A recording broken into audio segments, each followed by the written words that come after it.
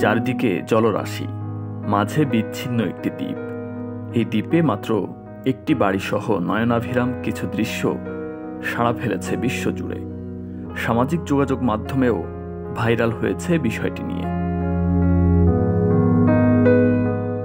এমন বিষয় নিয়ে নানা মত দিয়েছেন বিভিন্নজন।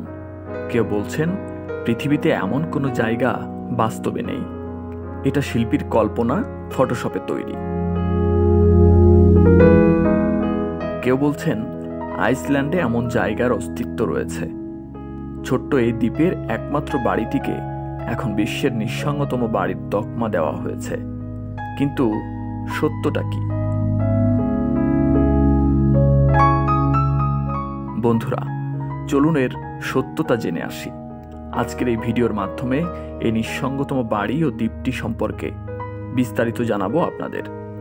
ভিডিওটি না টেনে শেষ পর্যন্ত দেখুন এবং RNBD টিউবের সাথেই থাকুন। আয়ারল্যান্ড ইউরোপ মহাদেশের একটি প্রজাতান্ত্রিক দ্বীপরাষ্ট্র। এটি এর রাজধানীর নাম রেইকিয়াভিক।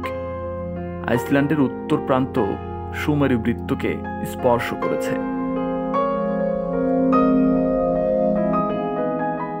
ডিম্বাকার এই দ্বীপটি পূর্ব পশ্চিমে প্রায় 485 কিলোমিটার এবং উত্তর দক্ষিণে প্রায় 360 কিলোমিটার দীর্ঘ। পার্শ্ববর্তী গ্রিনল্যান্ডকে উত্তর আমেরিকার অংশ ধরা হলেও আইসল্যান্ডকে ইউরোপের অন্তর্গত রাষ্ট্র হিসেবে গণ্য করা হয়। দেশটি নয়নাভিরাম জলবায়ু, ভূগোল ও সংস্কৃতি বৈপরীত্য ও বৈচিত্র্যে সমৃদ্ধ।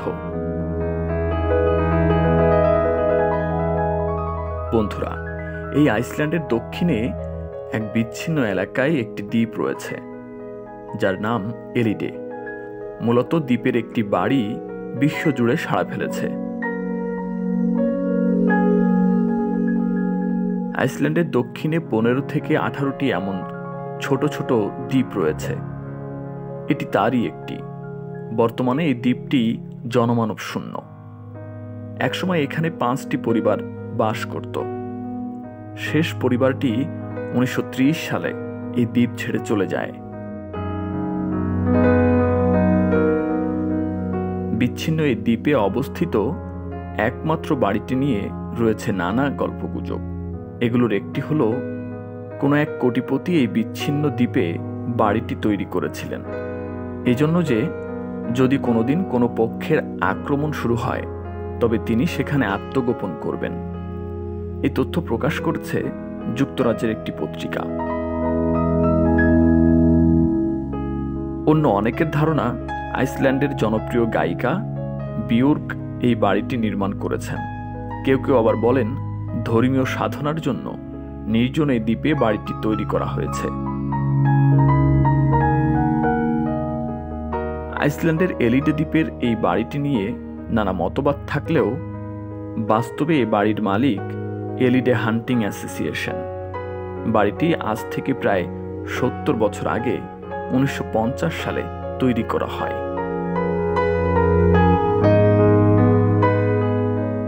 এই অ্যাসোসিয়েশনের সদস্যরা শিকার করতে গিয়ে এই বাড়িতে থাকেন।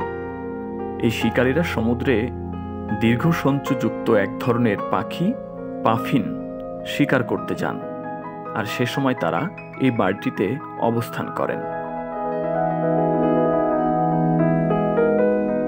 সুতরাং বাড়িটি নিয়ে যতই জল্পনা কল্পনা থাকুক, বাড়িটির যে একজন মালিক রয়েছেন তা এখন নিশ্চিত। ব্রিটিশ গণমাধ্যম ডেইলি মিরর ও আনন্দবাজার পত্রিকায় এ নিয়ে রিপোর্ট প্রকাশিত হয়েছে। বন্ধুরা, শোনা কথায় কান দেয়া উচিত নয়, কেননা ইসলামেও এ ব্যাপারে বিধিনিষেধ রয়েছে। কোনো তথ্য জানা বা শোনার পর তার সত্যতা নিশ্চিত না হয়ে প্রচার বা প্রকাশ করা ইসলামে বৈধ নয়।